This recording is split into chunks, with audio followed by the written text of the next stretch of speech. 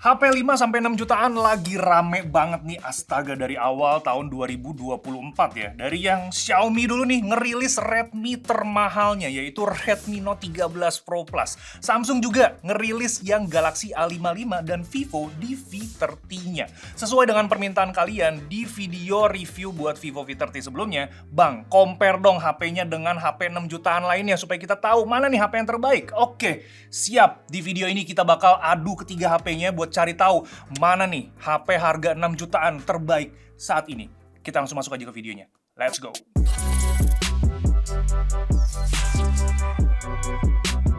Nah, buat yang pertama kali nonton video comparison HP dari BS Indotech, di video ini kita bakal aduin HP dari berbagai segmen pembahasan. Yang pertama adalah performance, kamera, layar, speaker, desain, sampai user experience kita bakal compare.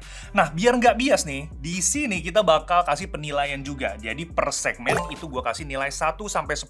Dan di akhir kita bakal hitung rata-rata nilainya. Dan di situ baru ketahuan deh mana HP yang terbaik di harga 6 jutaan. Dan kalian juga boleh banget buat ikut menilai di kolom komentar. Sama jangan lupa buat di like dan share video ini kalau belum. Sama satu lagi, kalau kalian pengen beli di antara ketiga HP ini, boleh banget buat dicek di Blibli. Karena semua gadget yang dijual di sini udah pasti semuanya ori. Fitur yang paling gua suka itu yang 2 jam sampai ya. Karena kita kan pengen kalau beli HP tuh pengennya cepet nyampe gitu ya di tangan kita atau cepet nyampe rumah gitu ya. Nah, di sini itu bisa 2 jam sampai. Dan pembayarannya juga fleksibel. Kalian bisa pilih cash atau bisa pilih cicilan sampai 24 bulan tanpa biaya tambahan. Lengkapnya kalian bisa cek aja di kolom deskripsi. Oke, kita lanjut. Nah, dari ketiga HP-nya ada satu hal yang sama nih, yaitu harga rilisnya yang ada di 5,999 juta atau 6 juta lah ya. Tapi storage-nya nih yang beda-beda. Samsung dan Vivo itu pakai kapasitas 8256 GB, sedangkan Redmi ini yang paling gede kapasitasnya di 12512 GB. Di bagian chipset, Samsung pakai Exynos 1480, Redmi pakai Dimensity 7200 Ultra, dan Vivo ini pakai Snapdragon 7 Gen 3. Seru nih ya, beda-beda manufaktur dan semuanya ini chipsetnya sama, ukuran 4 nanometer. Karena pas kita tes benchmarking sama penggunaan sehari-hari, itu hasilnya ternyata membagongkan.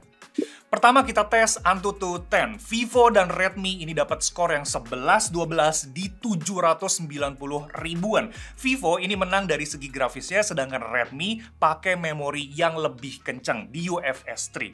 Tapi plot twistnya, pas kita tes buat Geekbench 6, nah ini mah Samsung nih ya, dapat skor tertinggi pada multicore-nya. Nah, sedangkan Redmi, ini kenapa nih ya, multicore-nya kok bisa jomplang 28% gitu ketimbang Samsung. Tapi secara keseluruhan, Vivo dengan Snapdragon-nya terbilang yang paling all-rounder dibandingkan Redmi dan Samsung, yang mana fokus di salah satu aspek aja.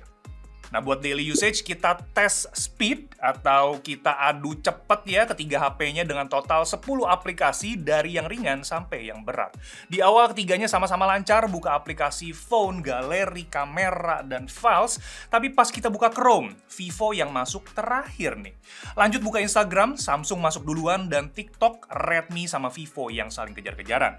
Buat YouTube sama Netflix, Samsung yang paling ngebut buat masuk ke apps-nya. Sama terakhir, buat aplikasi game nih.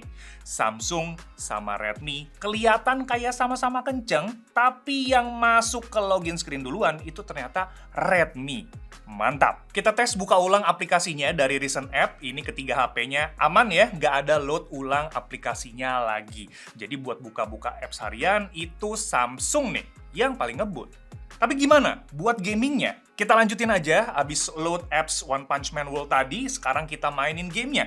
Dan gue monitor juga buat frame rate-nya. Dengan settingan resolusi dan grafis high, Vivo yang paling stabil dengan rata-rata frame rate di 50-60 fps. Pas bosnya ulti, itu juga turunnya cuma ke 40-an fps. Redmi itu sama nih, rata-rata di 50-60 fps, tapi pas lagi bos ulti, itu bisa dropnya ke 30 fps. Sedangkan Samsung yang paling rendah rata-rata frame rate-nya di 30-40 fps. Bahkan pas ulti itu bisa sampai 20 fps. Nah, kita pakai buat main game emulator dari PS1 dengan game CTR di resolusi 1 kali, 2 kali, dan 4 kali. Itu Vivo sama Samsung ya santuy-santuy aja ya, di 60 FPS. Tapi ya ternyata Redmi malah turun ke 30-an FPS pas dinaikin ke resolusi 4 kali. Lanjut ke PSP yang dulu main Silent Hill Shattered Memories, absen ya di kolom komentar ya. Nah, di game ini Vivo dan Redmi bisa lancar main sampai resolusi 6 kali. Sayangnya Samsung mulai nggak stabil di 4 kali resolution dan makin parah lagi frame rate-nya di 6 kali resolution. Terakhir main Chaos Legion pakai emulator PS2, ternyata Vivo dan Samsung bisa ngangkat gamenya sampai 2 kali resolution. Bahkan di 3 kali pun itu masih playable di HP-nya. Thumbs up buat kedua HP-nya. Sedangkan Redmi memang mentok di 2 kali, itu pun udah nggak stabil gitu ya frame rate-nya. So far, buat gaming di mobile ataupun emulator memang ya Vivo yang paling oke. Snapdragon 7 Gen 3 mantap ya, optimal buat main game-game berat.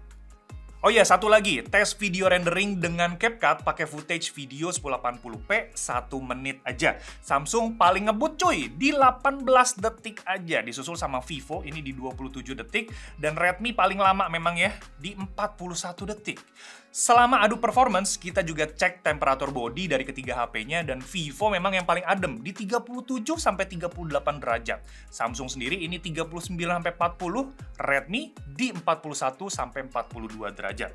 Penggunaan baterai setelah main 20 menit itu Vivo yang paling irit memang ya cuma habis 4% aja karena yang paling adem juga tadi ya. Sedangkan Redmi dan Samsung itu habisnya di 6%. Overall performance-nya Samsung bisa gue bilang yang paling balance dengan buka apps tuh ngebut, gaming mobile dan emulator berat juga tetap kuat, dan rendering video ini gila sih, ngacir banget ya.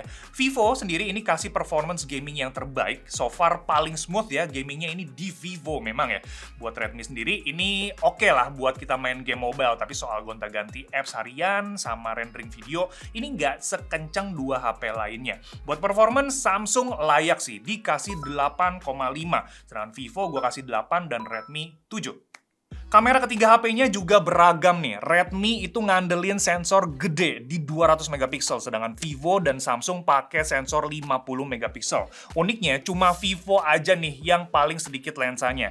Tapi yang menurut gue ini paling masuk akal ya, karena adanya main cam, ultrawide, dan selfie. Sedangkan Samsung dan Redmi masih aja masukin lensa makro, yang mana nggak pernah kita pakai juga ya sebenarnya ya.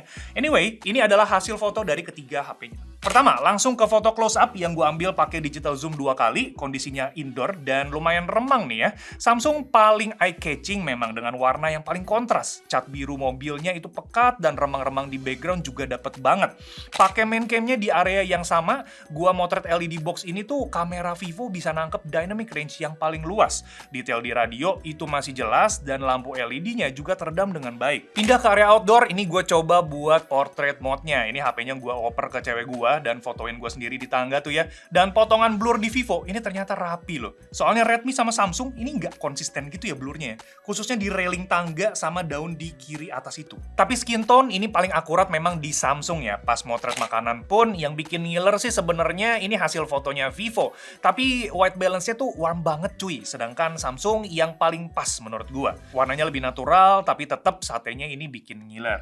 Lanjut ke bagian ultrawide, kalau kalian penasaran nih seberapa remang sih sebenarnya area yang ada di foto pertama. Nah itu kira-kira kayak gini ya remangnya ya. Kondisi low light-nya tuh memang lumayan ekstrim kalau dari angle seperti ini. Tapi Vivo memang tetap bisa dapetin detail dan warna yang oke. Redmi sendiri ini yang paling realistis dari segi ambience gelapnya. Sedangkan Samsung yang paling lebar memang viewing angle-nya, tapi distorted banget nih jadinya nih. Di area terang ketiganya bisa dapetin hasil yang sama-sama oke, beda di white balance doang.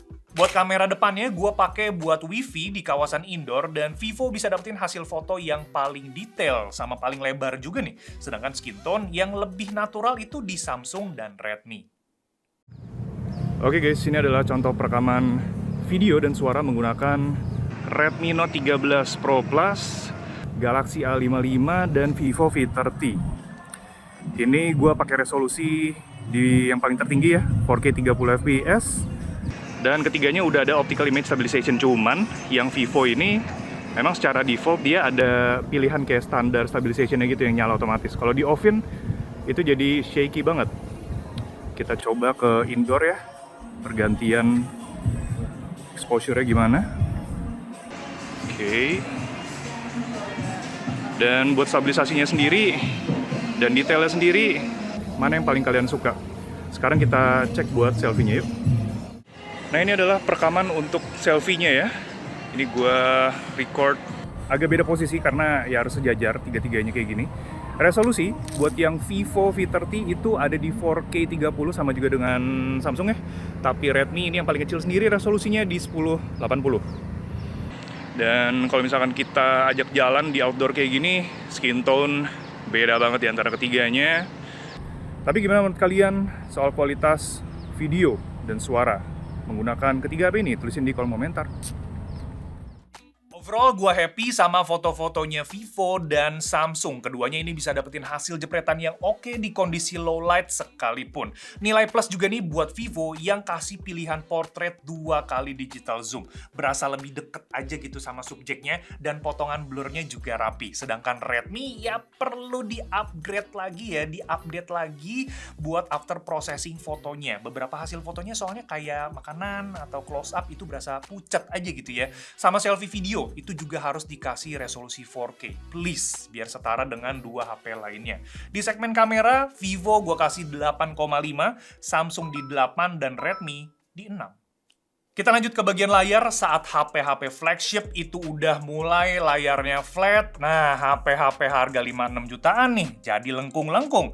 Kemungkinan karena cost produksi layar lengkung itu memang semakin murah ya, jadi brand itu ngambil momen ini buat bikin HP-nya jadi lebih premium aja gitu looks-nya. Walau gitu, cuma Samsung aja nih yang setia sama layar flat screen, dan bezel layarnya juga yang paling tebal.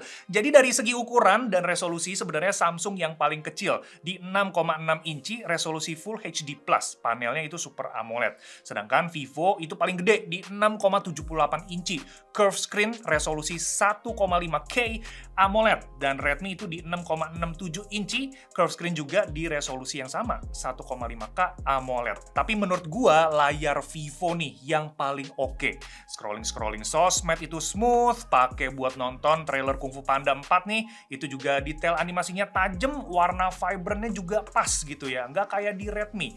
Vivo mirip-mirip lah sama Samsung, tapi sedikit lebih saturated aja. Gua suka. Oh ya, curved screen juga menurut gua itu jadi nilai plus ya, tapi ini pendapat subjektif memang karena ada juga yang nggak suka dengan layar lengkung.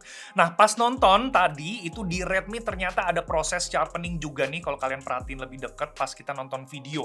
Malah jadi kurang oke ya hasilnya menurut gua ya. Sedangkan buat nonton film di Netflix cuma Redmi doang memang yang support sertifikasi sampai Dolby Vision, sedangkan yang lainnya ini di HDR10.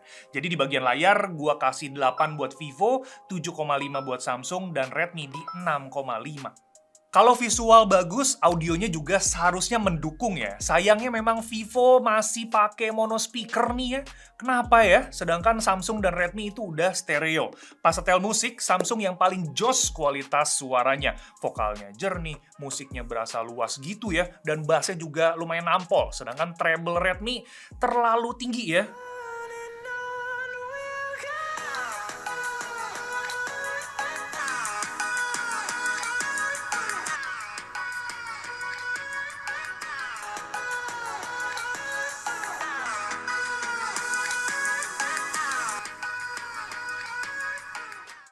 Skor buat audio ini 8 buat Samsung, 7 buat Redmi, dan Vivo di 6,5. Bagian desain ini bakal subjektif banget nih ya, karena tampang itu tergantung selera memang. Gue sendiri cocoknya sama looks Vivo nih ya, karena gue lihat kayak estetik aja gitu, ada dua frame kotak atas bawah ya. Bodinya juga tipis banget nih, kelihatan bedanya kalau misalkan kita taruh sebelahan sama Samsung dan digenggam itu juga yang paling enteng. Tapi gue akuin ya, Samsung ini punya body yang paling paling premium, paling kokoh, mantap. Sedangkan Redmi ini dia punya IP rating yang paling tinggi ya. Jadi cemplung-cemplung itu aman. IP ratingnya di IP68 ya. Tapi soal looks, memang si Redmi ini jadi mirip kayak Redmi Note 13 Pro 4G gitu. Jadi kurang nampol aja. Tapi anyway, di bagian desain, gue kasih Vivo di 8, Samsung di 7,5, dan Redmi di 7. Terakhir, soal user experience. Samsung pakai One UI 6.1, Vivo pakai Vantage 14, dan keduanya udah based on Android 14. Sedangkan Redmi ini ketinggalan sendiri di Android 13 dengan MIUI 14. Harusnya soon bakal dapet HyperOS ya, HP 6 juta nih masalahnya nih ya. Nah, buat harian, karena gue daily pakai Samsung, jadi udah cocoknya langsung sama si One UI 6.1 di Samsung. Tapi Vantage OS 14 ini fun fact-nya ya, itu ternyata fun gitu buat dipakai harian tuh. Enak aja gitu ya. Jadi ada gesture navigation yang menurut gua unik, kayak swipe dari kiri bawah ke dalam itu buat recent app ternyata. Smart sidebar-nya juga ada buat shortcut apps, dan custom home screen-nya juga ini fleksibel banget ya di HP-nya si Vivo. Ganti icon apps itu jadi simple aja kayak begini, sampai animasinya juga itu bisa diatur sendiri. Mantap ya. Buat MIUI 14 sendiri ini kita udah bahas di video review OS Xiaomi, yang mana itu masih nge-bug, masih ada beberapa bug, dan penggunaan HP-nya juga kurang ya buat gua untuk harian. Jadi buat user experience, Samsung dan Vivo gua kasih sama-sama 8, sedangkan Redmi 6.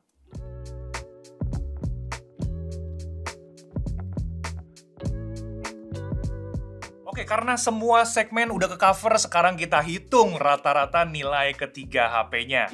Samsung Galaxy A55 ini dapat rata-rata di 7,9. Vivo V30 dapat 7,8. Dan Redmi Note 13 Pro Plus di 6,5. Jadi berdasarkan penilaian Basindotech, memang Samsung Galaxy A55 yang jadi HP terbaik di antara ketiga HP lainnya. Bahkan gua rasa yang paling worth juga buat dibeli di harga 5-6 jutaan. Performance-nya kenceng buat harian dan heavy usage juga, kameranya cakep, speakernya nampol, dan user experience di One UI 6.1 juga terbaik. Di sisi lain, gua salut nih sama Vivo yang udah nawarin HP bersaing banget di kelas harganya. Nggak nyangka ya, ternyata V-Series itu semenarik ini. Terutama kameranya ini sih. Juara banget ya, gokil. Sayang speaker nih yang harus dipertimbangin lagi ya, tapi memang nggak ada yang sempurna memang ya, mungkin speaker ya jadi bagian yang harus disunat buat maintain harganya. Semoga tahun depan dikasih stereo speaker, oke? Nah, buat kalian yang udah ikut menilai, jangan lupa buat tulisin hasilnya di kolom komentar, oke? Dan jangan lupa buat dikasih pendapatnya juga. Kita lanjutin aja di kolom komentar situ ya. Mau berdebat, mau berpendapat, terserah deh. Nanti kita lanjutin aja di sana. Dan kalau kalian suka video ini, jangan lupa buat di-like dan di-share. Subscribe juga ke YouTube Basindotech. Oke, kita ketemu lagi di video selanjutnya atau comparison selanjutnya. Who knows? Bye-bye. Ciao. Seruput dulu. Seruput dulu.